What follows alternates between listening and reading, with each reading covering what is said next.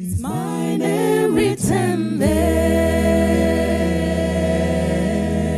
Tenzi andinangise fumate pasipo ninoche makupinda udanga kumsoro utambare umambo wenyu kudenga mundi uzemponesi kutinda kanyoro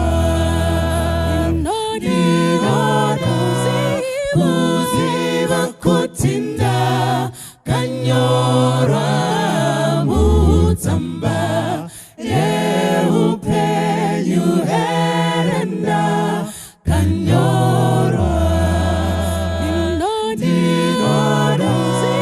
kuziva kutinda kanyoro mutamba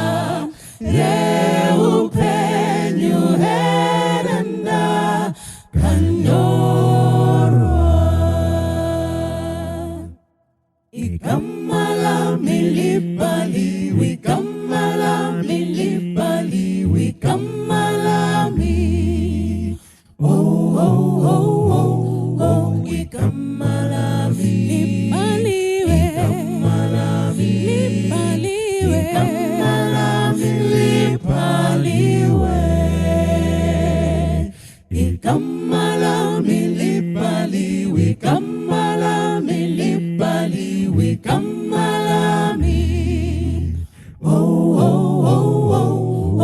ikamala milipaliwe ikamala milipaliwe hey umuzi okhanyayo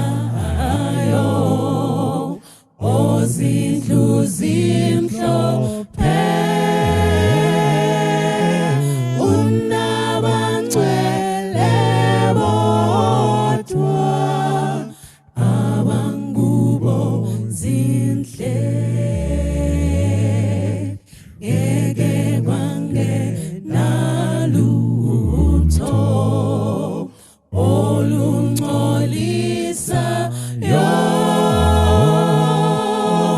zikhona izingelosi eziwulindayo kuziva kutinda kanyoro mutamba upenyu herenda kanyoro kuziva kutinda kanyoro mutamba upenyu herenda kanyoro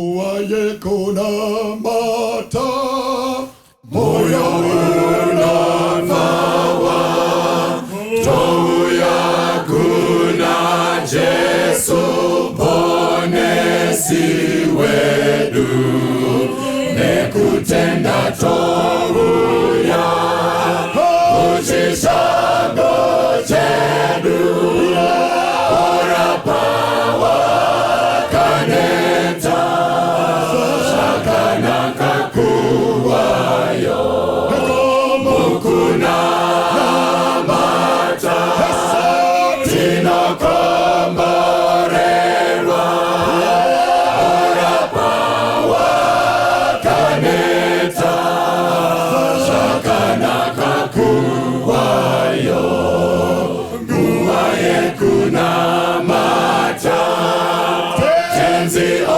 oswedera anetsitsi kunzwa vana vachijema zvesetinozvisa amakomba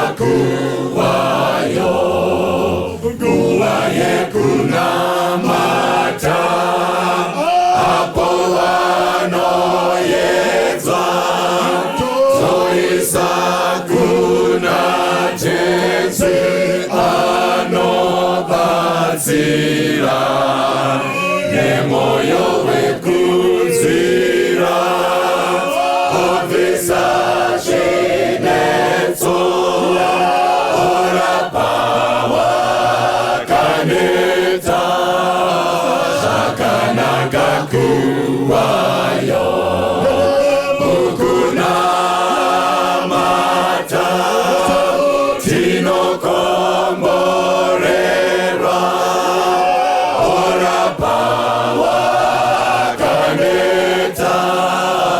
zvakanaka kuvayo panguva yemunamato tinosembera zvikomborero zvese tinozviwana mukusembera iye hakuna dambudzo orapa wakaneta zvakanaka kuvayo mukunamata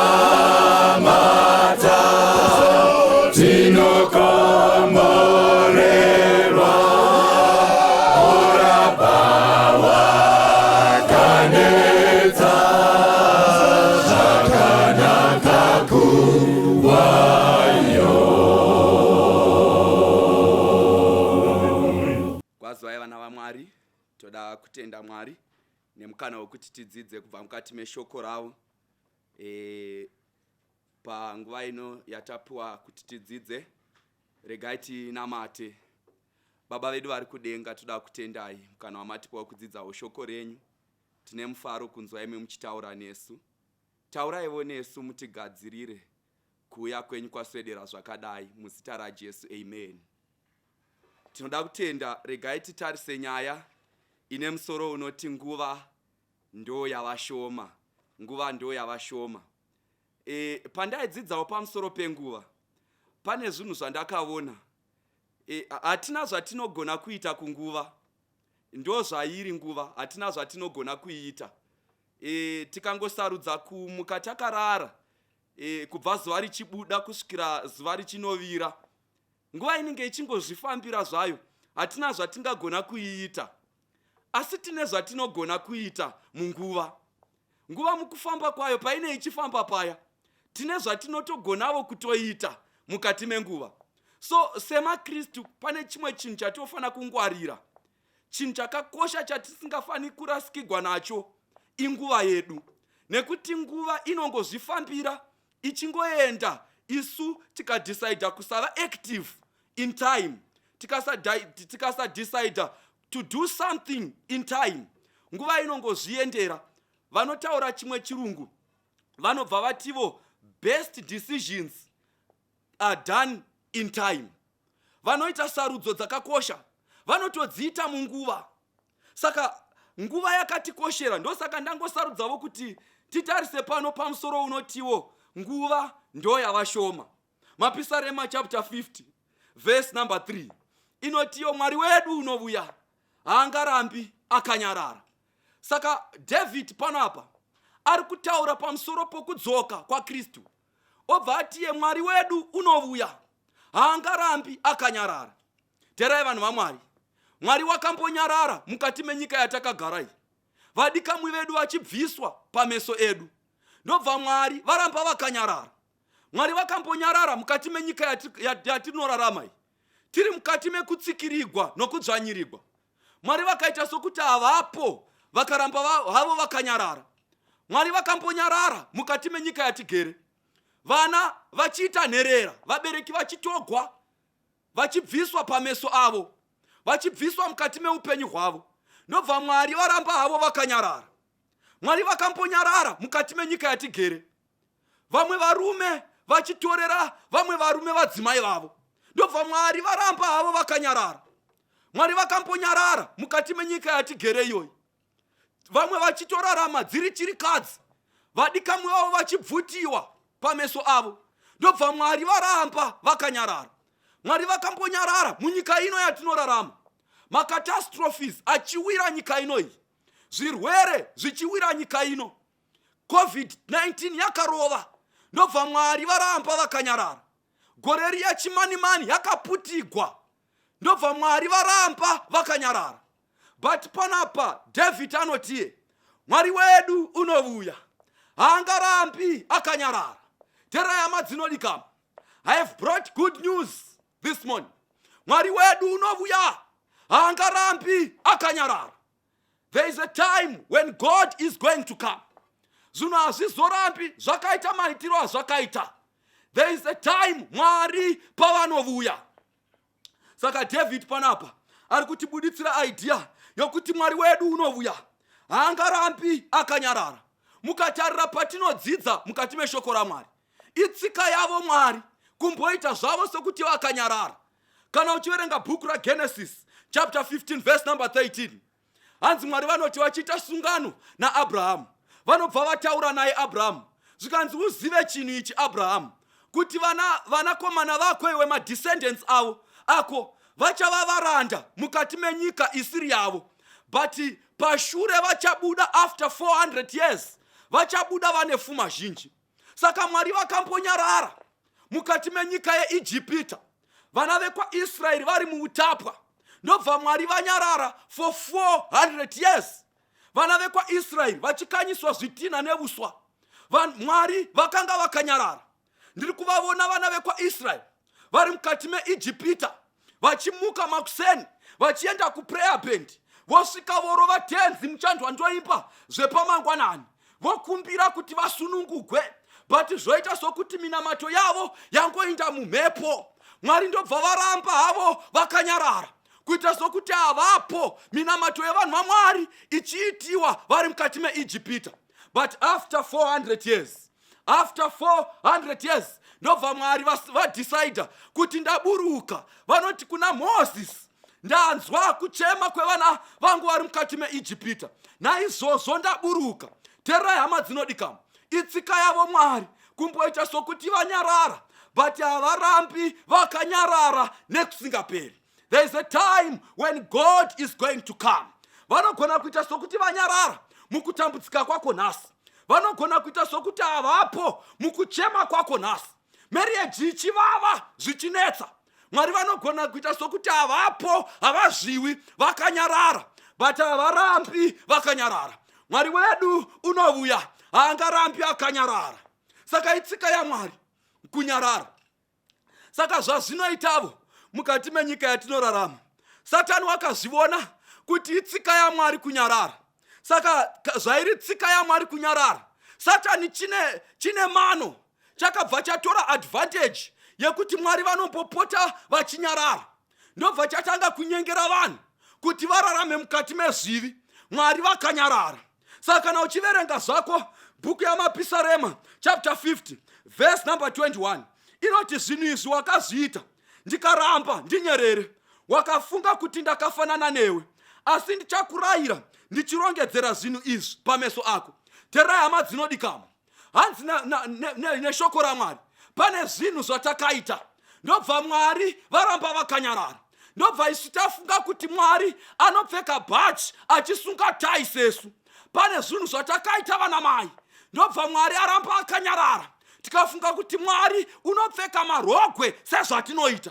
Pane zvinhu zvatakaita vakomana navasikana, hanzi Mwari ndobva varamba vakanyarara.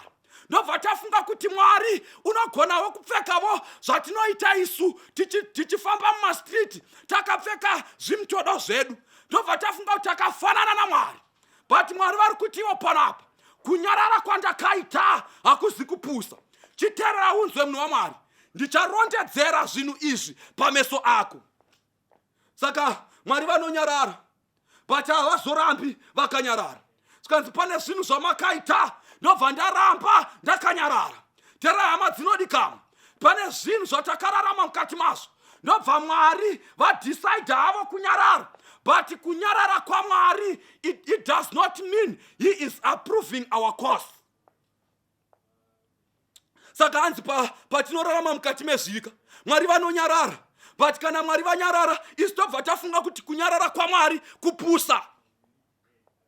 Saka kana uchiverenga bhuku yaMuparidzi chapter 8 verse number 11 inobva yabuditsa pfungwa yekuti kutongwa zvakusingakurumidzi kuuya pamusoro pebasa rakaipa. Hanzi naizvozvo vanakomana vavanhu vanotsungirira pakuita zvakaipa.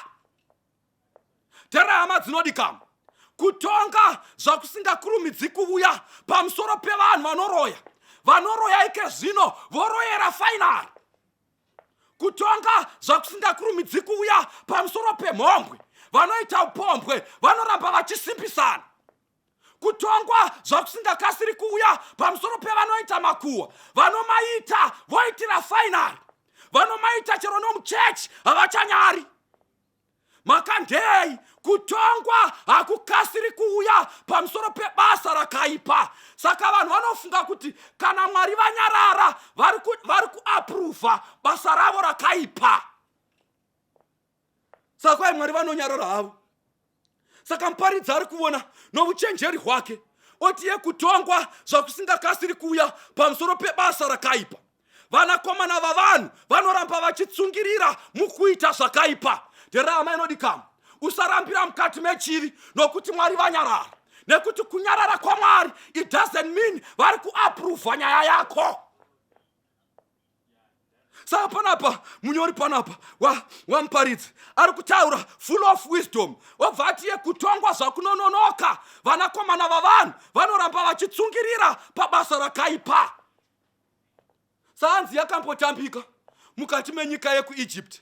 Vanakomana vaMwari pavakanga vari mukati meutapu, hanzi Mwari ndobva vashanya, ndobva vatanga kutaura nevanhu vavo. Hanzi vakaenda vakatuma Moses naAroni, zvikanzi chiendai munomira pamberi paFarao.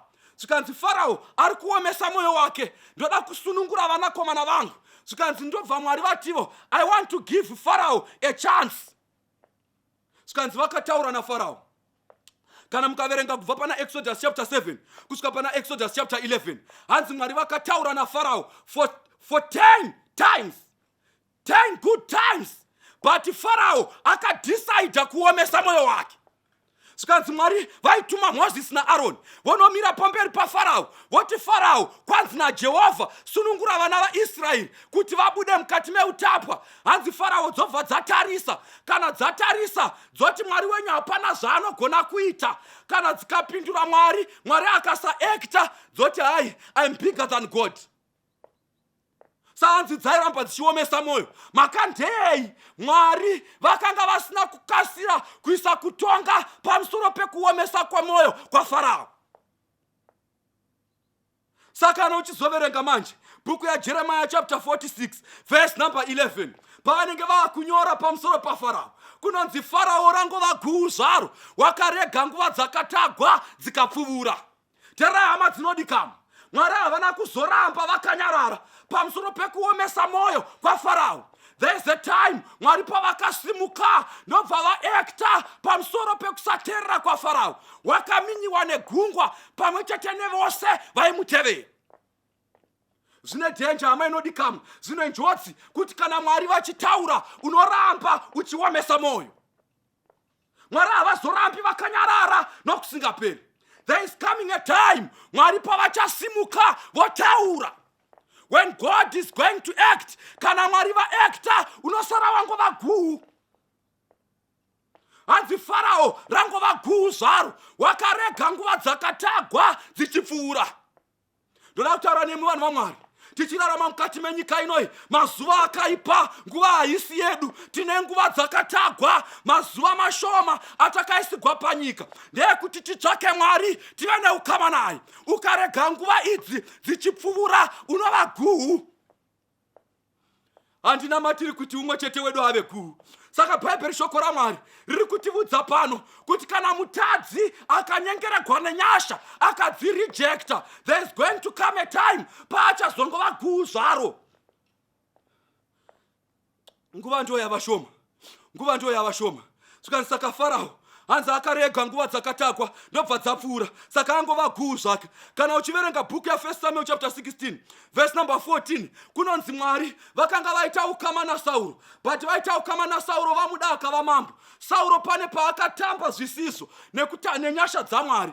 Zvikanzi pana First Samuel chapter 16 verse number 14, Bible shoko raMwari rinobuditsa pachena kuti mweya wakaipa wakanga wabva kuna Jehovha wakanga wavuya pamusoro paSauro, nemhaka yekuti mweya waMwari wakanga watiza kubva paari. Chii chakaitwa naSauro? Hanzi Sauro anoti achiona pane imwe nguva kuti Sameri wanonoka, hanzi anobvisa bhachi rake, anotora bhachi rake rovumambo obva aenda naro paaritari unopisira chipiriso, basa rakanga risiri rake. Zvikanzi Sameri anoti achihwedera kwaari, anobva ataura naye, nhai Sauro waitei pachinhu ichi, waita sebenzi. Zvikanzi naSauro, ndakaona kuti manonoka, tera hama dzinodikamwa. Nguva haisi yedu, tera vanhu vaMwari, nguva ndeyaMwari. Kana Mwari vakaita sokuti vari kunonoka panyaya dzedu, ngatirambe takamira pazvidzidzo zvaMwari. Kubva pachidzidzo chaMwari kunoita kuti mweya waMwari utame kubva patiri. Saka hanzi Sameri paanopindura Sauro, anobva ati pachinhu ichi waita sebenzi. Handina matiri munhu waMwari, terera. Handina matiri kuti Mwari vakutarire after an act voti pachinhu ichi waita sebenzi. Hasi mazuva aya ekuti tirarame samapenzi. Hasi mazuva aya ekuti tiite madecisions anoitwa namapenzi. Nguva haisi yedu vanhu vaMwari. Mazuva mashoma aya usararama uchiita sebenzi. Saka hanzi vanoti vakamutarira so, zvikanzi waita pachinhu ichi waita sebenzi. Pana zvimwe zvinhu zvatoita vanhu vaMwari zvekuti kana denga ratarira roti mhai apa maita sebenzi, roti baba apa mazoita sebenzi, usaita hama inodikama, ndezvekwaSatani zvokuisa vanhu mudzenga nokurarama samapenzi. Poor decisions of following the devil, tsika dzokuramba Mwari ndo dzinonzi naDhavhidhi, benzi rakati mumwoyo maro Mwari hakuna. Saita sebenzi munhu waMwari, dzoreka tsiurika, rega kurambira wakabatira pachivi pazvinhu izvi, usaita sebenzi. Mazuva mashoma, hasi mazuva ekuita sebenzi, mazuva ekuita madecisions ari wise. Saka kana uchiverenga nyaya yacho, Mwari vanoramba vachitaura nevanhu vavo. Hanzi vanhu pavanoona kuti Mwari anoita achinonoka pakuekta pabasa akaipa, ivo vanoramba vachiita zvakaipa.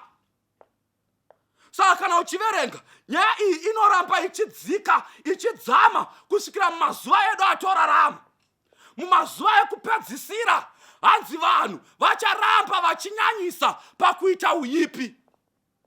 Saka John anobva aratidzwa a sin that is going to happen in the very last days. Kana muchiverenga bhuku yazvakazarwa chapter number 15 verse number 1, zvino ndakaona chimwe chiratidzo kudenga chikuru chinoshamisa ichi. Vatumwa vanomwe vana madambudziko manomwe okupedzisira, nokuti kutsamwa kwaMwari kwakapera nawo.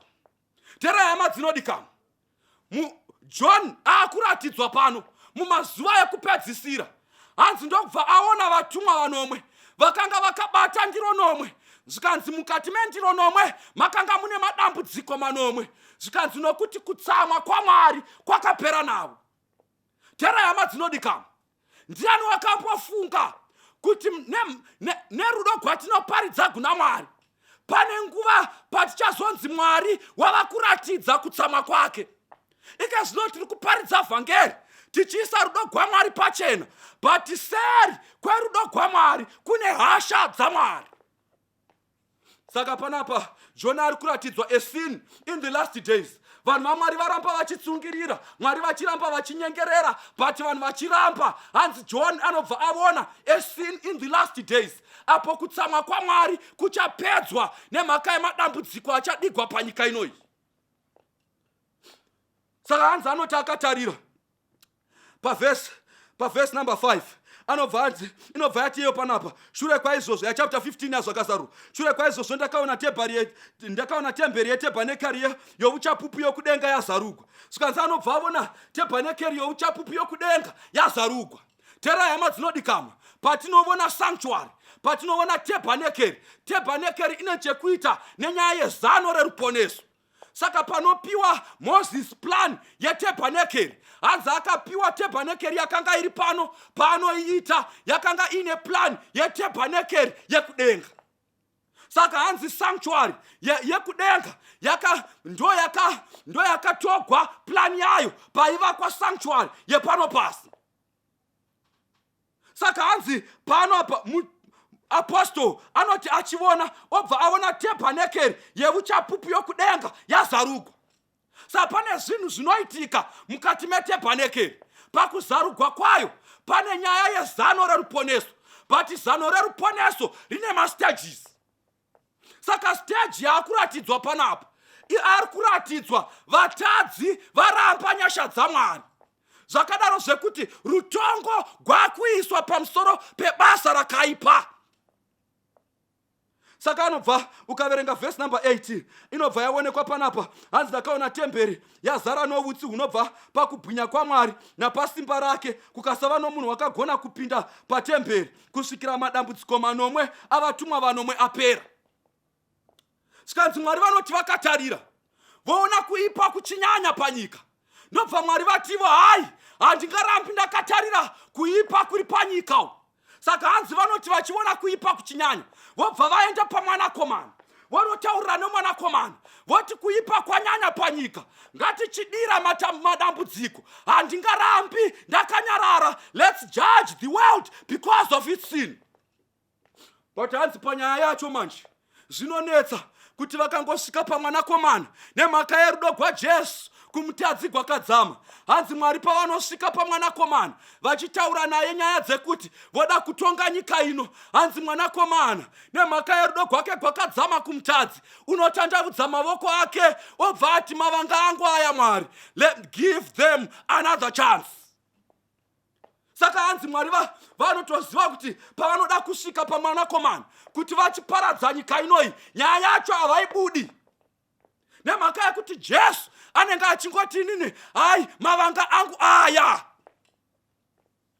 Saka kana uchidzidza pamusoro petebhanekeri zvinhu zvanga zvakaitika, hanzi mukati metebhanekeri mumost holy place makanga mune ark of the covenant. Pa-ark of the covenant pakanga paine mercy seat. Hanzi pasi pe-mercy seat ndo makanga muchigara ma-10 commandments. Saka ma-10 commandments zvaanoita anodanidzira rufu kumutadzi wadarika murayiro. But Jesu nenyasha dzavo hanzi ndobva vaenda vakanogara pamusoro pe-mercy seat kutsikirira hasha dzomurayiro. Saka hanzi murayiro unenge uchikuza kuti zvivi zvazvanyanya hatichiisai rufu panyika tiparadze chivi. Hanzi Jesu ndobva agara pamercy seat, ndobva ati let's give them another chance.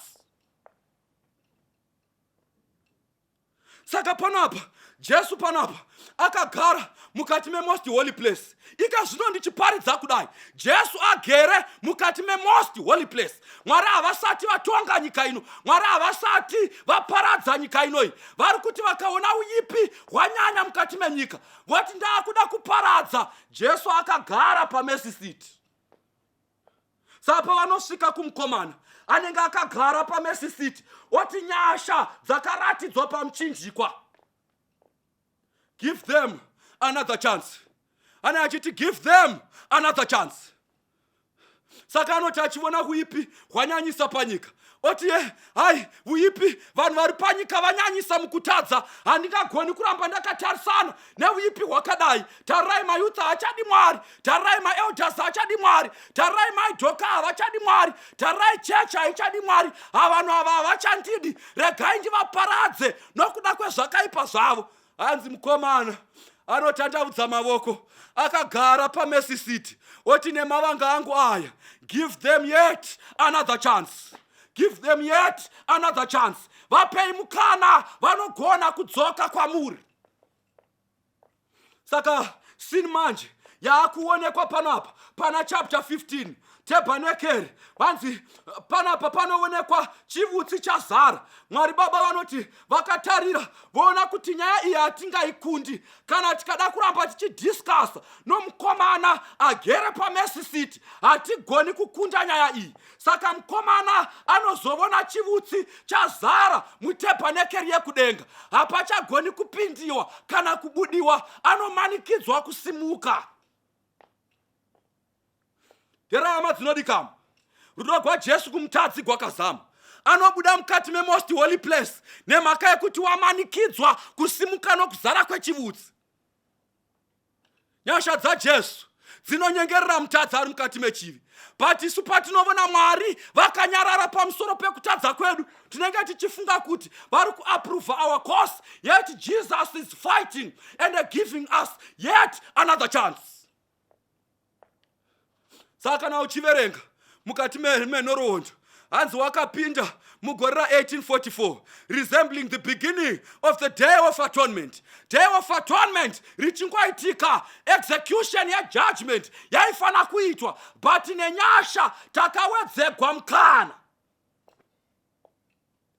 Chinguva chatinacho hama dzinodikama, mukomana asati asimuka paMercy City. Nguva iyi ishoma rega kurambira pachivi. Soon and very soon, mukomana anosimuka paMercy City. Mwari vari padhuze nokuita execute his judgment pamusoro pebasa rakaipa. Harambe agere paMercy City, harambe akagara. Saka hanzi anoti achingosimuka. Ukaverenga Revelation chapter 16 verse number 17, hanzi kunobva kwa izwi richidanidzira kudenga richiti zvapera. It is finished. Zvapera iyi inondihlisai. Zvapera iyi inondihlisai. Painodanidzigwa inondirovesa nehana. Nemhaka yekuti zvapera iyi ichadaidziwa vamwe vana baba vachiri muupombwe. Zvapera ichadaidzigwa iyi vamwe vana mai vasati vasiya makuwa. Zvapera yodaidzigwa iyi mayuthi achakawadzana nenyika. Saka hanzi panongodanidziwa zvapera, hapachina mukana wekuuya pamberi pechigaro chaMwari chenyasha kuti tizoregererwa zvivi zvedu. Ike zvino muprista aripo, tikaenda tinoregererwa. But panodanidzigwa zvapera iyi, hapachina achagona kupinda. Zvapera yakambodanidzigwa pana John chapter 19. Mukomana ari pamuchinjikwa, hanzi pakadanidzigwa zvapera, kwainzi Satani, zano rako iwe nezvawakanga wakafunga kuti iwe uchava mutongi, vanhu vangu vorarama mukati mechivi nokugwadziwa nokusingaperi, nyaya yako yafoira Satani. Saka zvapera yepana John yakanga ichivhura mukana kuvatadzi vose, suo rekudenga richivhugwa kuti mutadzi anoda kuponeswa auye kuna Jesu. But zvapera yepana chapter 16 verse number 17 yava yekuti suo rakuti mutadzi aponeseke ravhagwa, hakuchina uchagona kupinda. Nguva ndo yava shoma. Soon and very soon, mukomana anosimuka paMercy City. Mukomana anosimuka. Satendera kuti asimuke. Satendera kuti asimuke usati wavuya kuna Jesu. Saka hanzi painongodanidzigwa zvapera, isuwa kana tanga takamira pakutenda, hanzi tichakanda mabhaibheri pasi, tomirira kuzomavona kudenga kumuseum, toti ndo chombo chataishandisa ichi kudanidzira vatadzi kuruponeso. Nekuti kana zvapera yadanidzigwa, hakuchina uchabata bhaibheri achiparidzira umwe mutadzi kuti uya kuna Jesu, nemhaka yekuti nguva yacho inenge yapera. Usadadira nyasha hama dzinodikama. Usadadira kudona kwedenga. Usadadira kudona kweruponeso. Usadadira Mwari kana vachitaura newe. There's going to come a time, soon and very soon, zvapera inodanidzigwa. Hanzi kana zvapera yadanidzigwa, hapachina mutadzi uchauya. Saka chapter 22 verse number 11 kunobva kwahwikwa inzwi, wakarurama ngaagara achita zvakarurama, wakaipa ngaaramba achita zvakaipa. Hapachina mukana wekutendeuka. What a sad scene. What a sad scenario. kuti vamwe pachadanidzikwa zvapera vanenge vane ukama naSatani. It's a very sad and a shameful scenario. But toda kutenda Mwari nemhaka yenyasha dzevhangeri vanotaura nesu nguva ichiripo, mukana uchakavhugwa wekuti tiuye pamberi pavo tigadzirise ukama navo. Vakavhura mukana. Tera hama inodikamo, you can come to Jesus while least it is today. Vakaropafadzwa vanoshandisa mukana, nekuti hatina zvatinogona kuita kunguva, asi tine zvatinogona kuita mukati menguva. Ndoda kunamata nemunhu ari kuti Mwari ndibetserei, zvapera isati yadanidzigwa, musati masimuka imwe paMercy City, musati mabuda mukati metabhanekeri yekudenga, indoda kuva neukama nemwe. Kana uri munamato wako kuti Mwari ndibetserei ndigadzirise ukama hwangu nemwe, ndiite sarudzo yekuuya kwamuri kuchiri kunzi nhasi, wadi kudzora hope dzako apo tinonamata. Baba vekudenga, muzita raJesu, nguva ndiyo yava shoma, nyika inopupura pachena, yotatarika iyi, yotenderera kupidiguka, koenda ndo kumagumo. Muchiri nenyasha nesu nhasi, tinogona kuita zvivi tichimuka mumakwenzi tiri vapenyu. Inyasha dzenyu Mwari. Tinogona kuita zvivi tichibuda mumanight club tiri vapenyu, todzoka kumasleep over tiri vapenyu, nokuda kwenyasha dzenyu Mwari. Tokutendai nemhaka yekuti mune rudo rwakadzama zvakadaro nesu. Hamudanidziri zvapera musati matikokera kwamuri. Maita henyu newe mukana wamatipa wekutikokeravo kwamuri. Tibetsereivo tose. Chidiso chedu kuti zvapera isati yadanidzigwa tinge tave neukama hwakasimba nemu. Tadzoka kubva panzira dzedu dzakaipa, tauya paukama hunogara nokusingaperi nemu. Kuti pakudzika kwenyu motora vanoda kuenda kumusha, nesu tiverengwe paboka revachaponeswa. Zviitei Mwari nemhaka yekutenda kwedu mamuri, kuti tiverengwewo paboka revanhu vachakuchingamidzai pakudzoka kwenyu. Mazvita yenyu nemutsa wenyu unoshamisa, mazvita yenyu neshoko renyu. Rambai muchitiropafadza tive venyu nekusingaperi-peri. Takutendai takuongai muzita raJesu. Amen. God bless you. Kuna Jesu, kuna Jesu, kuna Jesu, Jino, uya kuna Jesu, kuna Jesu, Jino, kuponeswa,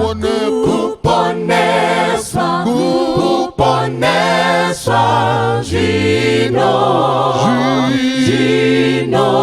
uya kuna Jesu, kuponeswa, Jino,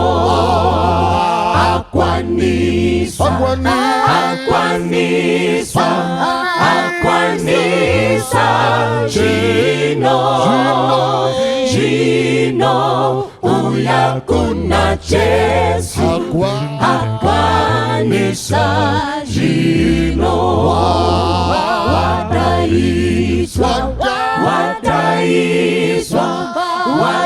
wadaiswa, Jino, uya kuna Jesu, arindira, Jino,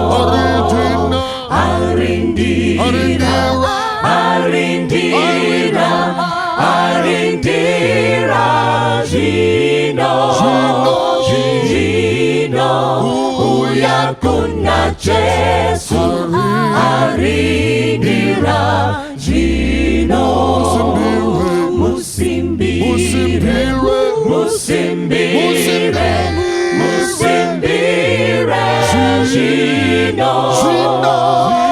Jino, uya kuna Jesu, musimbire, Jino,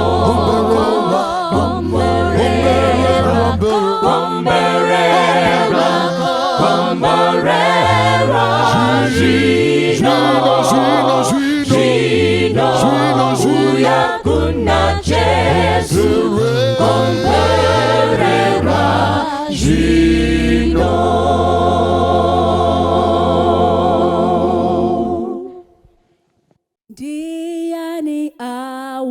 wanoungana pamberi pechigaro chaMwari, vanokudza zveJesu nemaropa enyenyeri, vari kupinda muJerusarema jaya, vasambwane maropa enyenyeri, vari kupinda muJerusarema jaya nemaropa enyenyeri, vakadavira mzita raJesu, vamwe vavo vachiri vaduku, vakanzwa tsitsi dzake nemaropa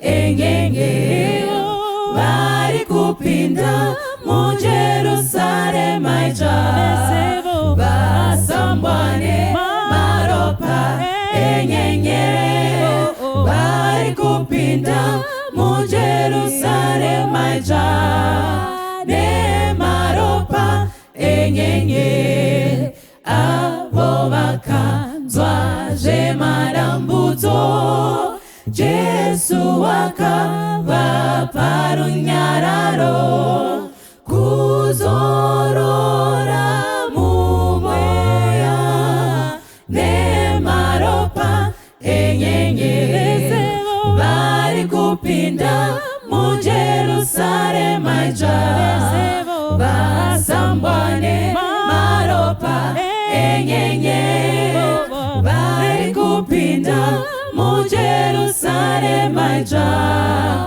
nemaropa enyenyeri, vakaita mubasa raJesu, vakanakuka kwakanaka,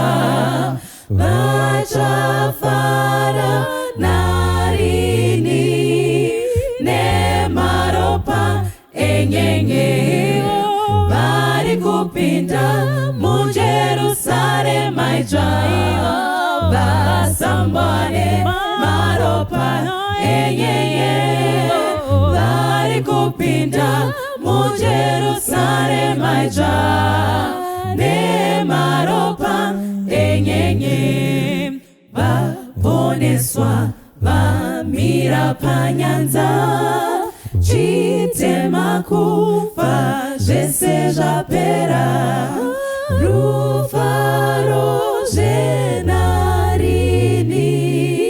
nemaropa enyenyeri, vari kupinda muJerusarema jaya, vasambwane maropa enyenyeri, vari kupinda muJerusarema jaya nemaropa enyenyeri, vari kupinda muJerusarema jaya, vasambwane maropa enyenyeri.